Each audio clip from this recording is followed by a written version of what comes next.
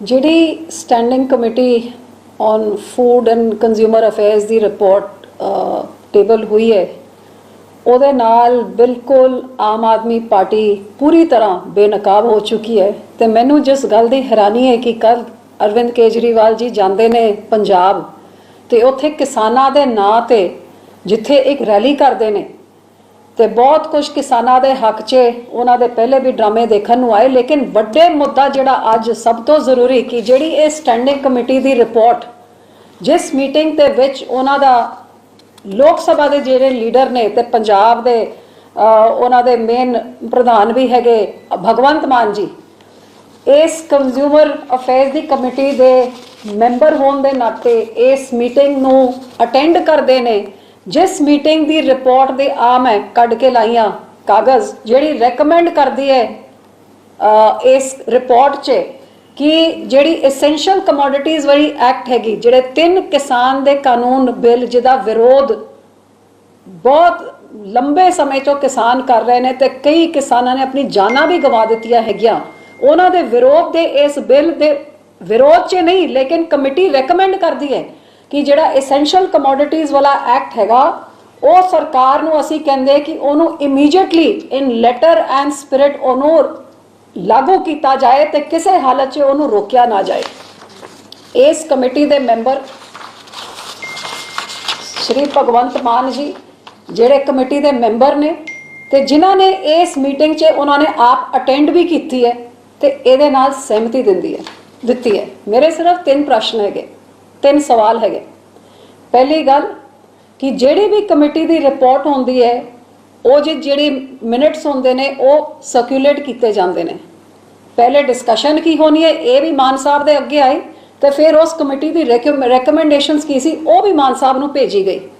ਜਦ ਇਸ ਕਮੇਟੀ ਦੀ ਮੀਟਿੰਗ ਵਿੱਚ ਆ ਚੀਜ਼ ਡਿਸਕਸ ਹੋਈ ਕਿ ਮਾਨ ਸਾਹਿਬ ਨੇ ਇਹਦਾ ਵਿਰੋਧ ਕੀਤਾ ਸੀ ਕਮੇਟੀ 'ਚ, ਤੇ ਜੇ ਇਹਦਾ ਵਿਰੋਧ ਕੀਤਾ ਉੱਥੇ ਤੇ ਉਹ ਡਿਸੈਂਟ ਨੋਟ ਦਾ ਪ੍ਰੂਫ ਸਾਨੂੰ ਦੇਣ ਕਿ ਉਹਨਾਂ ਨੇ ਡਿਸੈਂਟ ਲਿਖਤ 'ਚ ਦਿੱਤਾ ਕਿ ਮੈਂ ਇਹਦਾ ਵਿਰੋਧ ਕਰਦਾ, ਕਿ ਉਹਨਾਂ ਨੇ ਉਸ ਮੀਟਿੰਗ ਤੋਂ ਵਾਕਆਊਟ ਕਰਕੇ ਬਾਹਰ ਆ ਕੇ ਪ੍ਰੈਸ ਨੂੰ ਐਡਰੈਸ ਕਰਕੇ ਕਿਹਾ ਕਿ ਅੰਦਰ ਆ ਰეკਮੈਂਡੇਸ਼ਨ ਜਾਰੀ ਹੈ ਮੈਂ ਇਹਦਾ ਵਿਰੋਧ ਕਰ ਰਿਹਾ, ਕਿ ਬਾਹਰ ਆ ਕੇ ਕੁਝ ਗੱਲ ਕੀਤੀ ਕਿ ਜਦੋਂ ਅਸੀਂ ਇਹ ਗੱਲ ਉਠਾਈ ਉਹਦੇ ਬਾਅਦ ਮਾਨ ਸਾਹਿਬ ਨੇ ਇੱਕ ਟਵੀਟ ਕੀਤਾ ਹੈਗਾ ਜਾਂ ਕੁਝ ਕਿਹਾ ਹੈਗਾ। ਤੇ ਮੈਂ ਕੇਜਰੀਵਾਲ ਸਾਹਿਬ ਨੂੰ ਪੁੱਛਦੀ ਹਾਂ ਕਿ ਪੰਜਾਬ ਜਾ ਕੇ ਤੁਸੀਂ ਕਿਸਾਨਾਂ ਦੀ ਗੱਲ ਕਰ ਰਹੇ ਹੋ, ਲੇਕਿਨ ਜਿਹੜਾ ਤੁਹਾਡਾ ਲੀਡਰ ਆਫ ਪਾਰਟੀ ਲੋਕ ਸਭਾ 'ਚ ਰეკਮੈਂਡ ਕਰ ਰਿਹਾ ਹੈ ਕਿ ਇਹ ਜਲਦ ਤੋਂ ਜਲਦ ਇਹ ਕਿਸਾਨ ਦਾ ਕਾਲਾ ਕਾਨੂੰਨ ਵਾਲਾ ਬਿੱਲ ਲਾਗੂ ਕੀਤਾ ਜਾਏ, ਤੁਸੀਂ ਕੇਜਰੀਵਾਲ ਸਾਹਿਬ ਇਸ ਭਗਵੰਤ ਮਾਨ ਦੇ ਖਿਲਾਫ ਤੁਸੀਂ ਕੀ ਐਕਸ਼ਨ ਲਓਗੇ? ਕਿਉਂਕਿ ਇਹ ਗੱਲ ਵੀ ਅਸੀਂ ਕੋਈ ਨਹੀਂ ਭੁੱਲੇ ਕਿ 26 ਨਵੰਬਰ ਨੂੰ ਜਦ ਕਿਸਾਨ ਦਾ ਅੰਦੋਲਨ ਦਿੱਲੀ ਵਿੱਚ ਸ਼ੁਰੂ ਹੋਣਾ ਸੀ, 24 ਤਰੀਕ ਨੂੰ ਤੁਸੀਂ ਇਹ ਤਿੰਨੋਂ ਕਾਲੇ ਕਾਨੂੰਨ ਨੋਟੀਫਾਈ ਦਿੱਲੀ ਵਿੱਚ ਕਰਾਏ, ਇਹ ਰਿਕਾਰਡ 'ਚ ਹੈ। ਦਿੱਲੀ ਦੇ ਸਾਰੇ ਮੀਡੀਆ ਦਾ ਸਵਾਗਤ, print media, electronic media, social media ਦੇ ਜਿੰਨੇ ਵੀ ਪਲੇਟਫਾਰਮ ਨੇ ਸਾਰਿਆਂ ਦਾ ਧੰਨਵਾਦ। ਪਿਛਲੇ ਦਿਨੀ ਖਾਸ ਤੌਰ ਤੇ ਸ਼੍ਰੋਮਣੀ ਅਕਾਲੀ ਦਲ ਅਤੇ ਕਾਂਗਰਸ ਵੱਲੋਂ ਆਮ ਆਦਮੀ ਪਾਰਟੀ ਤੇ ਮੇਰੇ ਉੱਤੇ ਪਰਸਨਲ ਕੁਝ ਇਸ ਤਰ੍ਹਾਂ ਦੇ ਇਲਜ਼ਾਮ ਲਾਏ, ਇਸ ਤਰ੍ਹਾਂ ਦਾ ਕੂੜ ਪ੍ਰਚਾਰ ਕੀਤਾ ਜਿੱਥੋਂ ਉਹਨਾਂ ਦੀ ਬੌਖਲਾਹਟ ਝਲਕਦੀ ਸੀ। ਹਰਸਿਮਰਤ ਕੌਰ ਬਾਦਲ ਉਹਨਾਂ ਨੇ ਕਿਹਾ ਕਿ ਜਿਹੜਾ ਐਸੈਂਸ਼ੀਅਲ ਕਮੋਡਿਟੀ ਐਕਟ ਹੈ, ਜਿਹੜੇ 3 ਕਾਨੂੰਨ ਨੇ ਉਹਨਾਂ 'ਚੋਂ ਇੱਕ ਹੈ, ਉਹਦੀ ਜਿਹੜੀ ਸਟੈਂਡਿੰਗ ਕਮੇਟੀ ਹੈ ਮੈਂ ਉਹਦਾ ਮੈਂਬਰ ਹਾਂ ਤੇ ਮੈਂ ਪਿਛਲੇ ਦਿਨ ਜਿਹੜੀ ਟੇਬਲ ਹੋਈ ਹੈ ਉਹਦੀ ਰਿਪੋਰਟ ਪਾਰਲੀਮੈਂਟ 'ਚ, ਤਾਂ ਮੈਂ ਉਸ ਕਮੇਟੀ ਦੀ ਮੀਟਿੰਗ ਦੇ ਵਿੱਚ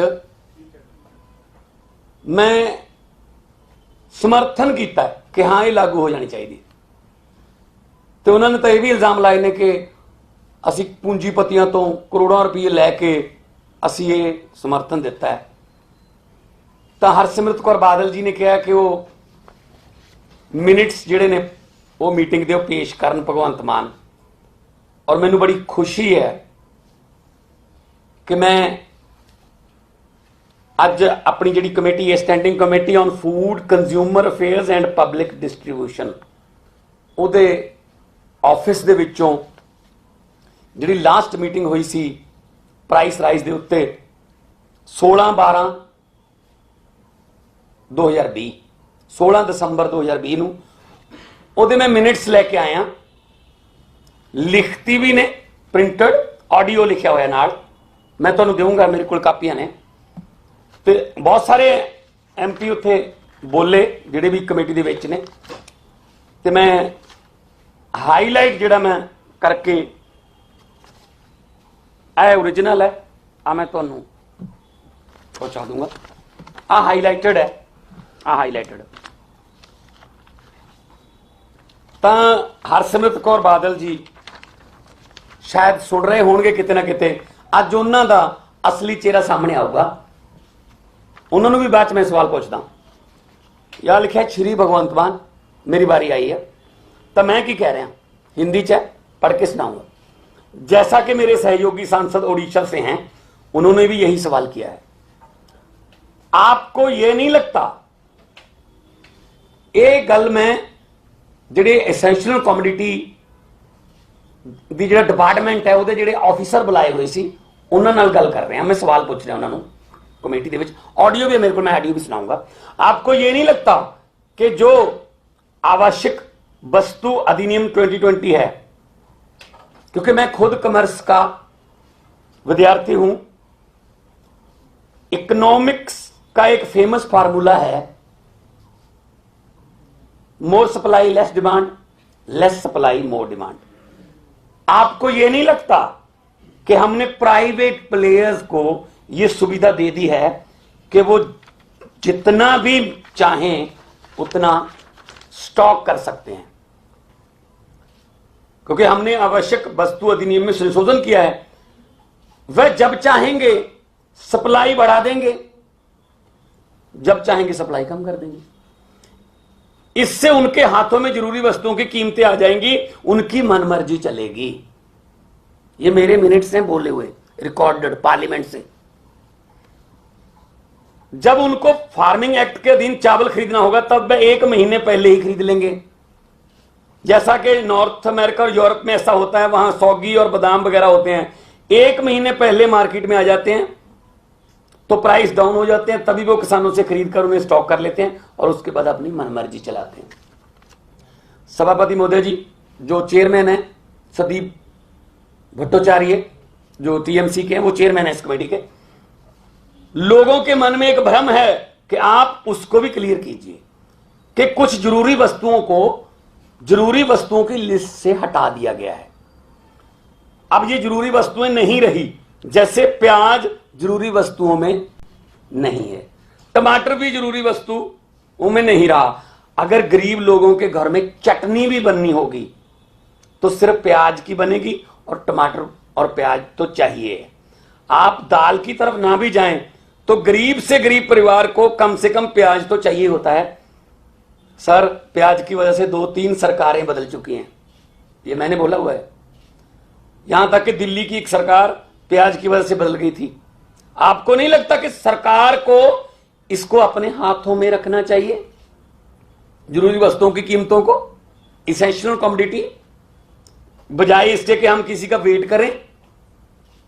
और उसके बाद मैं ये कह रहा हूं कि आप प्राइस डिक्लेयर करने में सिर्फ 20, 21 और 22 अक्टूबर क्यों रखते हो हर साल? डे टू डे आप उसकी मॉनिटरिंग क्यों नहीं करते? आप मेरे इन सवालों का जवाब दीजिए। ये रिकॉर्डेड है, ये मिनट्स हैं। आगे भी एक जगह पे मैं बोला हूं कि सर मेरा एक और पॉइंट है, पंजाब में आलू बहुत उगता है। अक्सर देखा जाता है कि कोल्ड स्टोरेज में रेंट देने के भी काबिल नहीं रहते किसान, क्योंकि रेंट ज्यादा हो जाता है आलू को रखने का, और उसकी कीमत इतनी कम हो जाती है कि वो कोल्ड स्टोरेज में ही छोड़ देते हैं कि हमने उठाना नहीं है, कि हमको तो इनका रेंट दे के भी घाटा रहेगा। और बाद में वही आलू 2 महीने बाद ब्लैक मार्केट में मिलता है। किसान जब लेकर आते हैं तो सड़क पर ढेर लगाकर चले जाते हैं कि हमें नहीं चाहिए। खास तौर पे जलंधर के एरिया में आलू काफी उगता है, तो इसमें क्या दिक्कत है?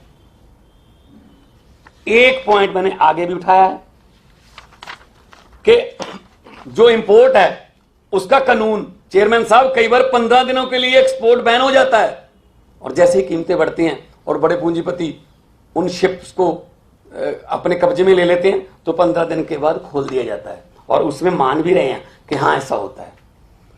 तो मैं आपके सामने ये स्टैंडिंग कमेटी के मिनट्स मैंने रखे हैं।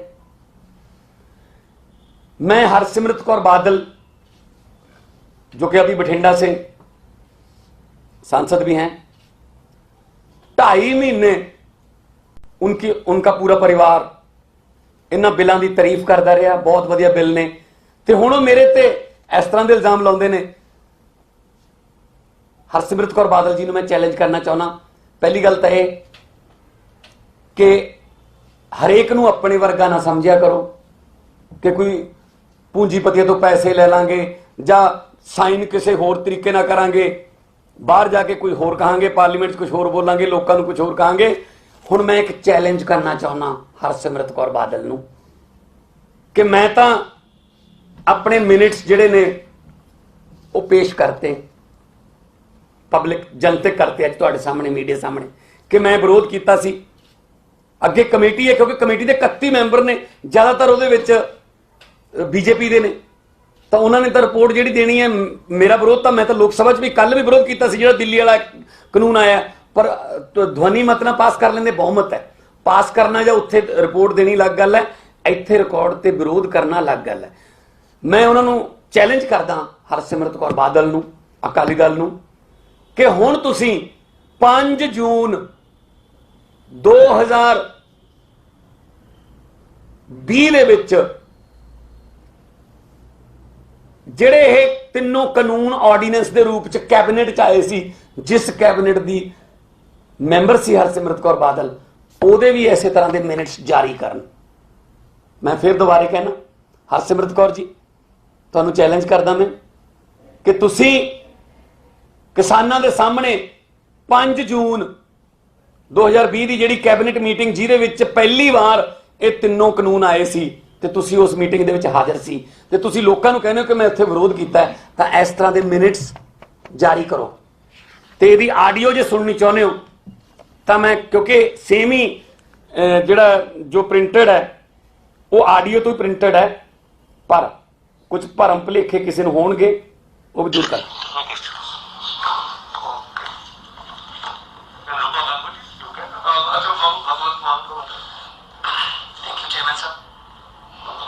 मेरा नाम भगवंत मान है, मैं पंजाब से संगरूर से सांसद हूँ लोकसभा। जैसा कि मेरे सहयोगी उड़ीसा से उन्होंने भी यही क्वेश्चन किया, चेयरमैन साहब ने भी वही किया। आपको नहीं लगता कि जो ये इसेंशियल कमोडिटी एक्ट जो 2020 उसमें हमने, क्योंकि मैं खुद कॉमर्स का स्टूडेंट हूँ, इकोनॉमिक्स का एक फेमस फार्मूला है, more supply less demand, less supply more demand. आपको नहीं लगता कि हमने प्राइवेट प्लेयर्स को ये सुविधा दे दी कि वो कितना भी स्टॉक कर सकते हैं, इसेंशियल कमोडिटी जरूरी वस्तु एक्ट में हमने सोल्व कर दिया। वो जब चाहेंगे सप्लाई बढ़ा देंगे, जब चाहेंगे सप्लाई कम कर लेंगे, तो उनके हाथ में नहीं आ जाएगा। यही मैं पढ़ के सुनाया, क्योंकि मैं वही उसी ऑफिस से ऑडियो भी लेके आया हूं और उसी ऑफिस से प्रिंट भी लेके आया हूं। जो पिछले दिनों रिपोर्ट जो सबमिट हुई पार्लियामेंट में, टेबल हुई इसेंशियल कमोडिटी एक्ट के बारे में, standing committee on food consumer affairs and public distribution की, उसमें कुछ विरोधी पार्टियां जो आम आदमी पार्टी की लोकप्रियता से बौखलाहट में हैं, पंजाब में खासतौर पे, उन्होंने कहा कि भगवंत मान उस कमेटी का मेंबर है, भगवंत मान ने साइन कर दिए तो कानून लागू हो गया। 31 मेंबर हैं इस कमेटी के, और जिस दिन उस कमेटी में इसेंशियल कमोडिटी के हमने ऑफिसर्स बुलाए थे, उस दिन जो हुआ उसका ये पूरा खुलासा है। उसमें जो मैंने बोला, मेरे नाम पे है, मैं आपको ये दे दूंगा, मैंने ऑलरेडी हिंदी में ये बोल चुका हूं, मैं दोबारा मेरे ख्याल में बोलने की जरूरत नहीं है, मेरे पास ऑडियो भी है, मैंने पेन ड्राइव पे ऑडियो भी ली है। तो मैंने सख्त विरोध किया कि इकोनॉमिक्स का एक फार्मूला है, more supply less demand, less supply more demand. तो आपको नहीं लगता ये कि हमने प्राइवेट प्लेयर्स को ये सुविधा दे दी कि आप जितना मर्जी जखीरेबाजी कर लो, जब चाहे आपने महंगाई बढ़ानी हो तो आप सप्लाई कम कर दो, जब चाहे महंगाई आपके लेवल पर चली गई, आप जो चाहते हो उस रेट पर चली गई तो सप्लाई आप शुरू कर दो। तो इसेंशियल कमोडिटी, जरूरी वस्तुओं में से प्याज और टमाटर को क्यों निकाल दिया गया? जबकि गरीब से गरीब घर में भी चटनी भी बनानी हो तो प्याज और टमाटर तो यूज होते हैं ना, इस्तेमाल होते हैं। तो क्या अब प्याज और टमाटर जरूरी वस्तु नहीं है? तो आप निवाले छीन रहे हो गरीबों से। इस बात पे मैंने आपत्ति उठाई कि गवर्नमेंट को अपने हाथ में रखना चाहिए था ये जो कीमतों का, जो कि कब किसने जखीरेबाजी, कितना स्टोरेज करना है, कितना। और पार्लियामेंट में भी जब ये कानून आया था 15 सितंबर को, मैंने तब भी कहा था कि असल में ये एक्ट नहीं है, ये लाइसेंस है जखीरेबाजों के लिए कि आप जितना मर्जी आप स्टोरेज कर सकते हो। तो इस पे अकाली दल और कांग्रेस वाले मेरे पे भड़के कि भगवंत मान उस कमेटी का मेंबर था, इसने समर्थन किया। मैंने वही आज साबित किया कि मैंने समर्थन नहीं किया, मैंने अपना विरोध जताया। आम आदमी पार्टी सड़क से लेकर संसद तक तीनों कानून का विरोध करती आ रही है और करती रहेगी, कर रहे हैं अभी भी। किसान महासम्मेलन किया अभी पंजाब में 2 दिन पहले, अरविंद केजरीवाल वहां गए थे, कितनी भारी संख्या में लोग वहां पे आए। मेरठ में हमने किसान महापंचायत की, हम किसानों की सेवादार बनके दिल्ली में भी सेवा कर रहे हैं। तो अब मैं हरसिमरत कौर बादल जो मेरे पे इल्जाम लगा रही हैं, उनको चैलेंज करना चाहता हूं, उनको पूछना चाहता हूं, उनको सवाल पूछना चाहता हूं कि आप जिस समय ये तीनों एक्ट खेती वाले ऑर्डिनेंस के रूप में आए थे कैबिनेट में प्रवानगी के लिए, तो आप उस कैबिनेट की सदस्य थी, आप फूड प्रोसेसिंग मिनिस्टर थी, और ये फूड प्रोसेसिंग के साथ ही रिलेटेड है कानून तीनों। तो आपसे बिल्कुल जरूर मशवरा लिया गया होगा। कृपया आप इस तरीके से, जैसे मैं लेके आया हूं, इस तरीके से कैबिनेट की प्रोसीडिंग्स के मिनट्स आप निकालिए, क्योंकि पब्लिक में आप कह रही हैं ना अब कि मैंने तो विरोध किया था, जबकि 2.5 महीने पूरा परिवार इनका, बादल परिवार, इन बिलों की तारीफ करता रहा कि बहुत अच्छा बिल है, और 3 दिन के अंदर अंदर वो ये मिनट्स जारी कर दें कि उन्होंने क्या बोला था। उनसे जो सलाह ली गई थी फूड प्रोसेसिंग मिनिस्टर के तौर पे, उसमें क्या लिखा था। उसके बाद फिर मैं, जो अगली मीटिंग हुई हमारी जिसमें एफसीआई के माध्यम से मैं एमएसपी पे बोला हूं, वो भी जनतक करूंगा। तो मेरे पास ऑडियो है, मेरे पास ये रिकॉर्ड भी है, आप ले भी सकते हो, मेरे पास पीडीएफ फाइल है, मैं आपको भेज दूंगा, मेरे पास इसका व्हाट्सएप भी है ऑडियो का, मैं आपको भेज दूंगा। तो इससे यह पता चलता है कि पंजाब में आम आदमी पार्टी की लोकप्रियता और अरविंद केजरीवाल का किसानों के आंदोलन को समर्थन देना, चाहे स्टेडियम को जेल ना बनाने का निर्णय, चाहे वो वाईफाई कंबल से लेके लंगर तक, और किसानों का भारी गिनती में आम आदमी पार्टी के किसान महासम्मेलन में मोगा के पास बागापुराना में पहुंचने से ये दोनों पार्टियां बौखलाहट में हैं और अनाप शनाप कूट प्रचार कर रही हैं। उसका हम कड़े शब्दों में उसकी निंदा करते हैं और उनसे भी मांग करते हैं कृपया अपना भी रिकॉर्ड दिखाएं। आज ये क्लियर हो जाएगा। तो पंजाबी मीडिया बैठा, इन्होंने तो काफी चलाया था, तो इनको भी मैं कहूंगा कि कृपया उनसे सवाल पूछिए कि भगवंत, हैं जी, ये 16/12/2020 जो 5 जून 2020 कैबिनेट में जब ये ऑर्डिनेंस के रूप में तीनों बिल आए थे, तो उसी के बाद से तो ये शुरू हुआ। तो जून, जुलाई, अगस्त, सितंबर मिड 3 महीने लगभग अकाली दल इन बिलों को सपोर्ट करता रहा। इवन नरेंद्र तोमर जी को बुलाकर पीसीबी करवाई वहां पे चंडीगढ़ में कि बहुत अच्छा बिल है, एमएसपी कुछ नहीं, इससे फर्क नहीं पड़ेगा। अचानक 15 सितंबर को सुखबीर बादल कह रहे हैं ये तो बहुत ही खतरनाक बिल है, ये तो मैंने पढ़ा ही नहीं था। तो 2.5 महीने तारीफ क्यों की अगर पढ़ा ही नहीं था। आज संसद में बोल रहे थे हरसिमरत कौर, हालांकि उनका माइक ऑन नहीं था, कि काले कानून का, अब ये काले हो गए। जब आप सपोर्ट कर रहे थे तो सफेद थे। गिरगिट भी शर्मा आ जाएगा, इतने रंग बदलते हैं ये। तो मैं ये आपको रिकॉर्ड भी दूंगा और आपका धन्यवाद भी करता हूं। मैं पार्लियामेंट में अभी जाना है, क्योंकि पार्लियामेंट का हाउस चल रहा है और मैंने बोलना है। तो कमेटी के 2 सदस्यों ने जो कांग्रेस के, उन्होंने ओम बिरला को पत्र लिखा है कि वे इसका विरोध करते हैं, इसके समर्थन में नहीं। क्या आप भी पत्र लिखेंगे? ऐसा कुछ पत्र की क्या जरूरत है, मैंने प्रोसीडिंग दे दी। और उसका ये भी है कि उसमें हाजिर कौन कौन थे, जो प्रेजेंट थे उस दिन, क्योंकि सभी नहीं आते, कुछ राज्यसभा से हैं, तो वो भी, उसका भी लिस्ट है पूरा कि कौन कौन हाजिर थे वहां। मैं था उसमें, हाँ, उसमें साइन होते हैं ना, तो उसका भी मैं दूंगा। कांग्रेस के 4 हैं, में 2 आए होंगे उसमें। फारूक अब्दुल्ला जी उसमें हैं, उसमें तमिलनाडु के भी सांसद हैं, उड़ीसा के भी सांसद हैं। 13 पार्टियों के हैं, 31। तो भाई अगर आम आदमी पार्टी के एक एमपी को इतना टारगेट कर रहे हो आप, कि जैसे मेरे साइन करने से ही कानून बनते हैं, मैं तो पहले दिन से विरोध कर रहा हूं और करता रहूंगा। आम आदमी पार्टी दोगली नीति नहीं अपनाती कि चेहरा कुछ और है, दिल में कुछ और है। ये काम अकाली दल और कांग्रेस का है। उनको, वो लोगों के सामने आ भी चुका है और लोग उनको अब पंजाब में जो है वो अब दिलों से भी और मशीनों से भी निकाल चुके हैं। भगवान जी, एनसीटी एक्ट पर आम आदमी पार्टी ने नॉन एनडीए और अपोजिशन पार्टीज को अप्रोच किया है विरोध करने के लिए, इस पर क्या कहें? देखिए, कल तो बहुत विरोध किया सभी पार्टियों ने। एनसीपी ने किया, मुस्लिम लीग ने किया, एसपी ने, बीएसपी ने, कांग्रेस ने, शिवसेना ने, सबने विरोध किया, विरोध में बोले। लेकिन क्योंकि आंकड़े लोकसभा के ऐसे हैं कि विरोध में बोलने के बावजूद ही ध्वनि मत से वो हाँ या ना बोल के करवा लेते हैं। लेकिन राज्यसभा में हम कोशिश करेंगे कि ये एक्ट जो है, ये किसी अकेला दिल्ली के मुख्यमंत्री की शक्ति छीनने का नहीं है। यहां से शुरुआत करेंगे। ये सभी जगह राज्यपालों को यूज करते हैं, मध्य प्रदेश में, कर्नाटक में, अरुणाचल में, गोवा में। और ये चाहते हैं जहां इनकी सत्ता नहीं है वहां राज्यपाल के जरिए आ जाए।